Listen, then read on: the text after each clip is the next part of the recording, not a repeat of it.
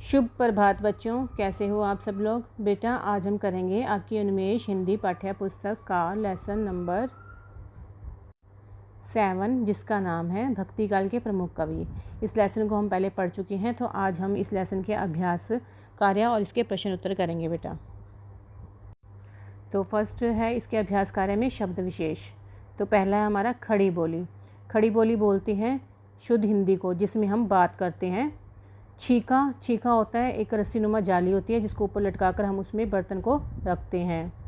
काबा मुसलमानों के तीर्थ स्थान को बोला जाता है जहाँ वे हज करने के लिए जाते हैं। और कैलाश, कैलाश पर्वत भगवान शिव के स्थान को बोला जाता है। ऐसा मान्यता है कि जो कैलाश पर्वत है वहाँ पर शंकर जी का निवास स्थान है और वहाँ पर शंकर जी रहते हैं। आगे है हमारा उच्चारण अभ्यास एवं श्रुतलेख। दर्पण, आधारित, प्रतिबिंबित, शताब्दी, श्रृंगार, बाहुल्य, परिवर्तन, मस्जिद, बंसीबट, लकुटी। तो बेटा ये जो उच्चारण और अभ्यास में श्रुतलेख है, इसको आपने बोलकर भी देखना है और आपने इसको लिखकर भी देखना है।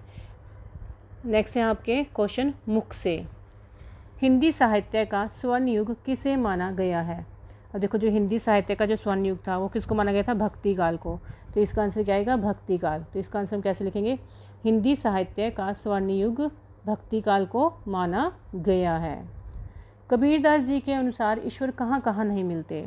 अब जो कबीरदास जी उन्होंने बताया था ना, ईश्वर हमें चाहे आप काबा चले जाओ, मंदिर चले जाओ, मस्जिद चले जाओ या कैलाश चले जाओ, तो ईश्वर हमें वहाँ नहीं मिलेंगे। कहाँ मिलेंगे, हमारे मन में मिलेंगे।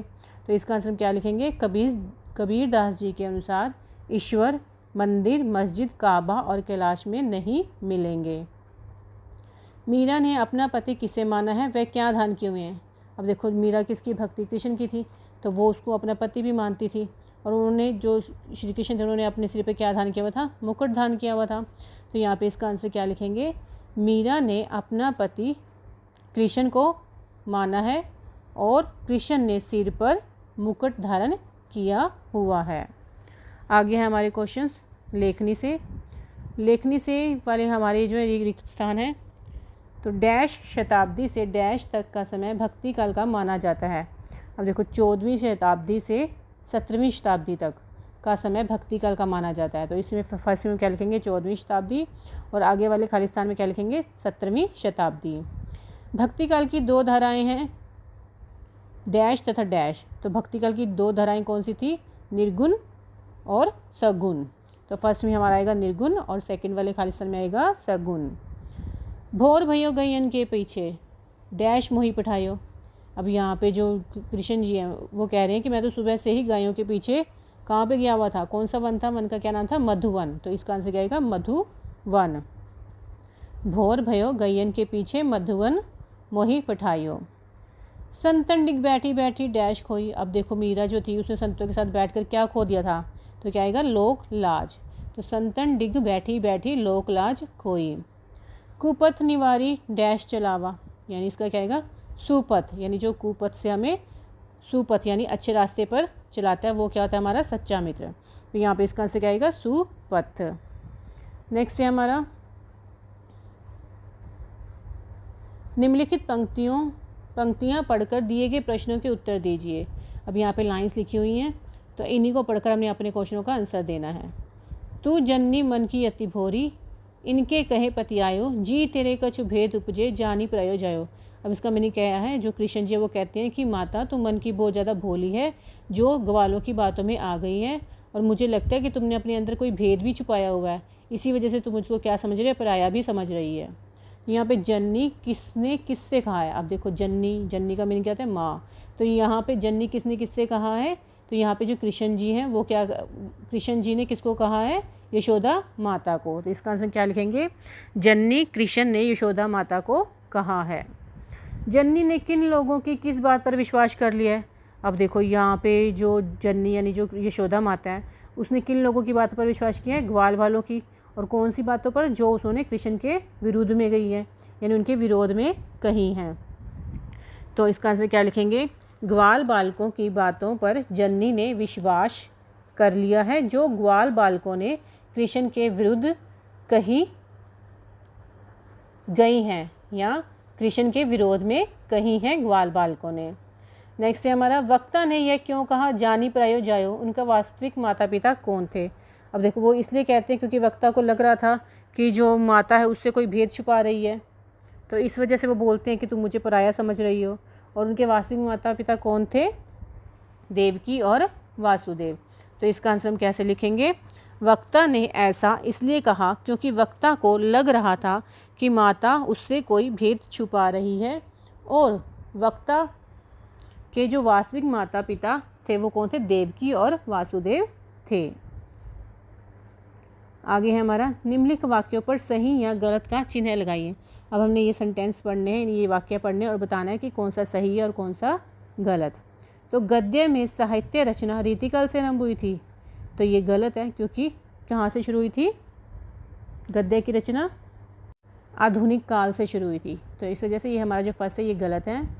जो मित्र के धूल समान दुख को पहाड़ के समान समझता है वही सच्चा मित्र है।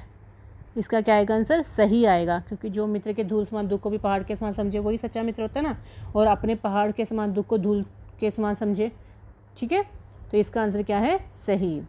मीरा ने प्रेम की बेल को जल से सींचा, गलत है ना, क्योंकि उसने अपने प्रेम की बेल को किससे सींचा था, अपने आंसुओं से। कबीर के अनुसार ईश्वर हर प्राणी में है, ये सही है, क्योंकि जो ईश्वर है वो हर प्राणी में बसता है, उनके मन में बसता है। कृष्ण मैया से कहते हैं कि वे रात भर बंसी भर में भटकते रहे, अब ये गलत है, क्योंकि जो कृष्ण थे वो 4 पहर से बंसी वन में भटक रहे थे, पूरी रात थोड़ी भटक रहे थे, क्योंकि शाम को तो वो घर आ गए थे। तो इसका आंसर क्या आएगा, गलत। आगे हमारे क्वेश्चन, कुछ शब्दों में। आधुनिक काल में हिंदी साहित्य में क्या परिवर्तन हुआ। देखो आधुनिक काल में हिंदी साहित्य में क्या परिवर्तन हुआ था, एक तो गद्य था, गद्य की जो रचना थी वो शुरू हो गई थी, और जो खड़ी बोली थी उसको भी रचना में प्रमुख स्थान दे दिया गया था। तो इसका आंसर क्या लिखेंगे, गद्य में साहित्य की रचना आरंभ हुई और खड़ी बोली रचना की प्रमुख माध्यम बने। पल भर की तलाश में ईश्वर कहाँ मिल जाएगा, कहाँ मिलेगा, अपने मन में मिलेगा, हृदय में मिलेगा, क्योंकि जो ईश्वर है सबकी सांसों में निवास करते हैं। तो इसका क्या आएगा कि पल भर की तलाश में ईश्वर हमें अपने मन और हृदय में मिलेगा, क्योंकि जो ईश्वर है वो सभी की सांसों में निवास करते हैं। तुलसीदास जी के अनुसार कौन सी 4 चीज़ें शूल के समान होती हैं। अब देखो जो तुलसीदास जी हैं उन्होंने 4 चीज़ें बताई हैं कि कौन सी शूल के समान है। एक तो देखो मूर्ख सेवक बताया है, एक कंजूस सेवक को बोला है, बुरी स्त्री को बोला, और कपटी मित्र को, क्योंकि ये जो सारे होते हैं ये क्या है, शूल के समान होते हैं। तो इसका आंसर हम कैसे लिखेंगे, तुलसीदास जी के अनुसार कौन सी 4 चीज़ें शूल के समान होती हैं। तुलसीदास जी के अनुसार मूर्ख सेवक, कंजूस सेवक नहीं कंजूस राजा, बुरी स्त्री और कपटी मित्र शूल के समान होते हैं। आगे है हमारे क्वेश्चन, कुछ वाक्यों में।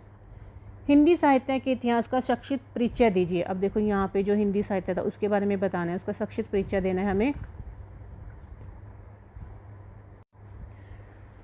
देखो जो हिंदी साहित्य का इतिहास था वो मतलब 1000 वर्ष पूर्व हमें मिल गया था। तो उस वक्त जो थे ये साहित्य था उसको 4 भागों में बांटा गया था, आदिकाल, भक्तिकाल, रीतिकाल और आधुनिक काल। और आदिकाल को तो उस वक्त क्या कहा जाता था, वीरगाथा काल भी कहा जाता था, क्योंकि उस समय के जो कवि थे वो राजाओं की वीरता और युद्ध के बारे में लिखते थे, उनकी तारीफ़ करते थे, इस वजह से आदिकाल को वीरगाथा काल कहा जाता था।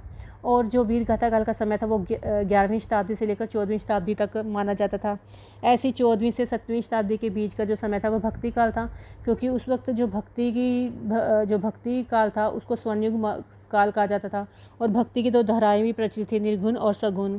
और 18वीं से 20वीं शताब्दी के समय को उस वक्त क्या कहा जाता था, रीतिकाल कहा जाता था, क्योंकि रीतिकाल में प्रेम और श्रृंगार की रचनाओं का बोलबाला था। और 20वीं शताब्दी से आधुनिक काल का भी आरंभ हो गया, जिससे अनेक क्रांतिकारी परिवर्तन भी हुए, क्योंकि इस काल में गद्य में साहित्य रचना भी आरंभ हो गई थी। और खड़ी बोली को भी जो खड़ी बोली थी उसका भी रचना का वो प्रमुख माध्यम बन गई थी। तो इस काल में काफ़ी उपन्यास, नाटक, लेख, यात्रा वृत्तांत आदि सभी कुछ भी लिखे गए थे। तो इस वजह से जो हिंदी साहित्य का इतिहास है वो क्या है, बहुत ही ज़्यादा महत्वपूर्ण है। तो इसका आंसर हम कैसे लिखेंगे ये मैं आपको बता देती हूँ। अब देखो हिंदी साहित्य का इतिहास 1000 वर्ष पूर्व का है। इसे 4 भागों में बांटा गया है, आदिकाल, भक्तिकाल, रीतिकाल, आधुनिक काल। आदिकाल को वीरगाथा काल भी कहा जाता है क्योंकि उस समय के कवि अपने राजाओं की वीरता तथा युद्ध का बखान करते थे। इस काल का समय 11वीं शताब्दी से 14वीं शताब्दी तक माना जाता है। 14वीं से 17वीं शताब्दी के बीच का समय भक्ति काल है। भक्ति की भी दो धाराएं हैं, निर्गुण तथा सगुण। 18वीं से 20वीं शताब्दी के समय को रीतिकाल कहा जाता है। रीतिकाल में प्रेम व श्रृंगार की रचनाओं का बाहुल्य अर्थात बोलबाला था। 20वीं शताब्दी से आधुनिक काल का आरंभ हुआ जिसमें अनेक क्रांतिकारी परिवर्तन हुए। इस काल में गद्य में साहित्य रचना आरंभ हुई और खड़ी बोली रचना का प्रमुख माध्यम भी बनी। इस काल में उपन्यास, नाटक, लेख, यात्रा वृत्तांत आदि सभी विधाओं में रचनाएं हुई और हो रही हैं। यानी जो आधुनिक काल है वो अब तक चल रहा है क्योंकि उस वक्त बहुत सारी रचनाएं हुई थी और अभी भी जैसे आधुनिक काल चल रहा है तो अब भी बहुत सारे लेखक अपनी रचनाएं लिख रहे हैं। नेक्स्ट है हमारा क्वेश्चन, मीरा ने कृष्ण के प्रति अपने प्रेम की तुलना किससे की? वे कृष्ण को किस रूप में देखती हैं? अब देखो जो मीरा है उन्होंने अपने प्रेम की तुलना किससे की थी? उन्होंने प्रेम की तुलना एक बेल से की थी ना। वो कह रहे थे कि उनकी जो बेल है यानी प्रेम की जो बेल है वो फैल गई है और उस पर आनंद रूपी फल भी आ गए हैं। और वे कृष्ण को किस रूप में देखती थी? वो कृष्ण को किस रूप में देखती थी? वो अपने पति के रूप में देखती थी कृष्ण को। तो इसका आंसर हम कैसे लिखेंगे? मीरा ने कृष्ण के प्रति अपने प्रेम की तुलना एक बेल से की है जिस पर आनंद रूपी फल लगने लगे हैं। अर्थात श्री कृष्ण के प्रति मीरा की प्रेम बेल का विकास हो चुका है, अब उसे किसी भी प्रकार से नष्ट नहीं किया जा सकता और मीरा कृष्ण को अपने पति के रूप में देखती हैं। तुलसीदास जी ने अच्छे मित्र व बुरे मित्र के क्या लक्षण बताए हैं? अब देखो जो तुलसीदास जी थे उन्होंने कहा था ना कि सच्चा मित्र तो वो है जो अपने मित्र को गलत रास्ते पर जाने से रोके और उसके अवगुणों को छुपाकर उसकी जो अच्छाइयाँ उसको प्रकट करे। और जो बुरा मित्र है उसका लक्षण बताते हुए उन्होंने कहा है कि जो बुरा मित्र होता है वो मुंह पर तो बहुत मीठा बोलता है, बहुत सगा बनता है, लेकिन पीठ पीछे क्या करता है? अपने मित्र की बुराई करता है और उसको हमेशा क्या करता है? नुकसान पहुँचाने की कोशिश करता है। तो इसका आंसर हम क्या लिखेंगे? तुलसीदास जी ने कहा है कि अच्छा और सच्चा मित्र वह होता है जो अपने मित्र को गलत रास्ते पर जाने से रोकता है और सत्मार्ग यानी अच्छे मार्ग पर लाता है और अपने मित्र की बुराइयों को छिपाकर उसकी अच्छाइयों को प्रकट करता है। और बुरा मित्र वह होता है जो मुंह पर तो मीठा बोलता है परंतु पीठ पीछे अपने मित्र की बुराई करता है और उसको नुकसान पहुंचाने की कोशिश करता है। हमारे जो क्वेश्चन आंसर थे वो यहाँ पे ख़त्म हो गए हैं। तो अब हम आगे भाषा और व्यवहार करेंगे बेटा। अब देखो, निम्नलिखित अनेकार्थी शब्दों के विभिन्न अर्थ लिखकर वाक्यों में प्रयोग कीजिए। तो देखो मैं इनके आपको अर्थ बताऊंगी, वाक्य में प्रयोग आप कर लेना साथ साथ। देखो यहाँ पे जो फर्स्ट वर्ड है वो है आपका आदि। देखो पहले तो अनेकार्थिक शब्द होता क्या है? देखो जो अनेकार्थिक शब्द होता है वो एक शब्द के एक से ज़्यादा अर्थ होते हैं, लेकिन वो अर्थ क्या होते हैं? अलग अलग होते हैं। जैसे आदि का है ईश्वर, शिव और नष्ट न होने वाला, तो इसका मीनिंग अलग हो गया ना। देखो अब काल है, काल का मीनिंग क्या होता है? समय और मृत्यु। अब समय और मृत्यु यानी काल के अलग अलग ही मीनिंग है। तो अनेकार्थी शब्द क्या होता है? जहाँ पर एक शब्द के एक से ज़्यादा अर्थ होते हैं और उनका मीनिंग जो होता है हर बार अलग होता है, तो उसको क्या बोलते हैं हम? अनेकार्थी शब्द। और उत्तर का जवाब, उत्तर दिशा, बाद का। आम, आम का फल को बोलते हैं और सर्वसाधारण को भी बोलते हैं। कुल, कुल बोलते हैं वंश को, सब को और जोड़ को। अब देखो आगे है हमारे विलोम शब्द।